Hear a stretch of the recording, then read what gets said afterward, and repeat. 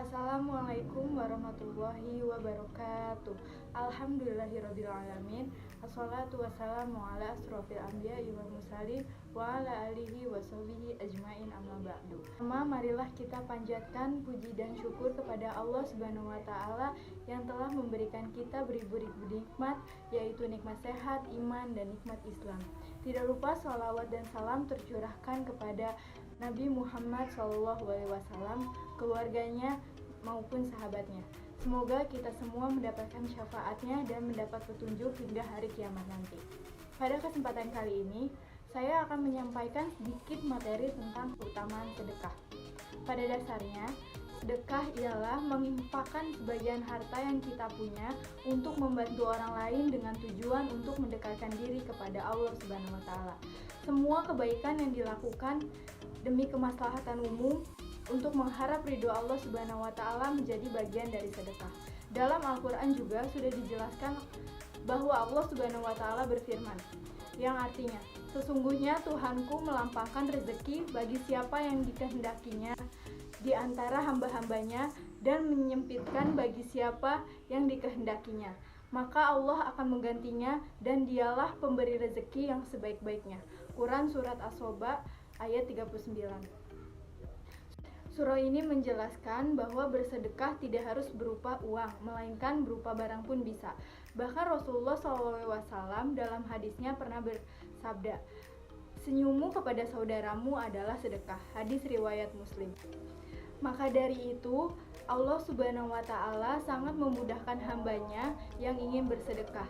Adapun sebuah kisah dari salah seorang sahabat Nabi Muhammad SAW yang selalu gagal jadi orang miskin. Ia adalah Abdurrahman bin Auf. Beliau merupakan seorang yang kaya raya, namun suatu ketika Rasulullah SAW berkata bahwa Abdurrahman bin Auf akan masuk surga terakhir karena terlalu kaya, sehingga dihisapnya paling lama. Mendengar hal tersebut, Abdurrahman bin Auf berpikir keras, bagaimana caranya agar ia kembali menjadi miskin supaya dapat memasuki surga lebih awal. Pada saat perang Badar yang jumlahnya mencapai 1.000 orang, beliau pernah memberikan santunan 400 dinar kepada masing-masing veteran. Abdurrahman bin Auf juga menyumbangkan 40.000 dinar, 500 ekor kuda, dan 1.500 unta untuk para pejuang perang. Tidak hanya itu, beliau juga pernah bersedekah dengan membeli kurma yang hampir busuk dari para sahabat di Madinah. Semua pedagang pun gembira, begitupun Abdurrahman bin Auf yang senang dan berharap jatuh miskin. Namun, tiba-tiba ada seorang yang datang dan mengaku berasal dari Yaman. Dia memberitahukan bahwa di negerinya sedang terkena wabah penyakit menular, sehingga rajanya mengutus dirinya untuk mencari kurma busuk. Menurutnya, kurma busuk adalah salah satu obat yang bisa menyembuhkan dari penyakit menular. Akhirnya, utusan Raja Yaman itu memborong semua kurma milik Abdurrahman bin Auf dengan harga 10 kali lipat dari harga kurma biasa. Berkat kedermawanannya, tidak membuat Abdurrahman bin Auf langsung jatuh miskin. Justru kehidupannya terus meningkat. Keberhasilannya dalam bisnis membuatnya dijuluki sebagai tangan emas, karena apapun yang dikerjakan selalu sukses dan menghasilkan yang besar. Di saat Abdurrahman bin Auf merelakan semua hartanya agar jatuh miskin, saat itu pula Allah memberikan limpahan harta berkali-kali lipat. Pada saat usia 72 tahun, Abdurrahman bin Auf pun wafat, dan beliau termasuk ke dalam 10 sahabat Nabi yang dijamin masuk surga. Adapun 4 macam orang yang ingin bersedekah. Yang pertama, orang yang bersedekah dalam keadaan lapang. Bersedekah di waktu lapang sama artinya dengan bersedekah saat memiliki harta yang lebih. Maka dari itu, bersedekahlah kita ketika masih memiliki harta yang berlebih, karena tentu Allah Subhanahu wa taala menciptakan sebagian harta itu adalah milik orang lain. Disarankan seseorang hendaknya bersedekah di waktu lapang sehingga dapat bersedekah secara maksimal, seperti yang dilakukan oleh Abdurrahman bin. Yang kedua adalah orang yang bersedekah dalam waktu sempit. Rasulullah SAW pernah menjelaskan tentang keutamaan bersedekah di masa sulit. Wahai Rasulullah, sedekah mana yang lebih besar pahalanya?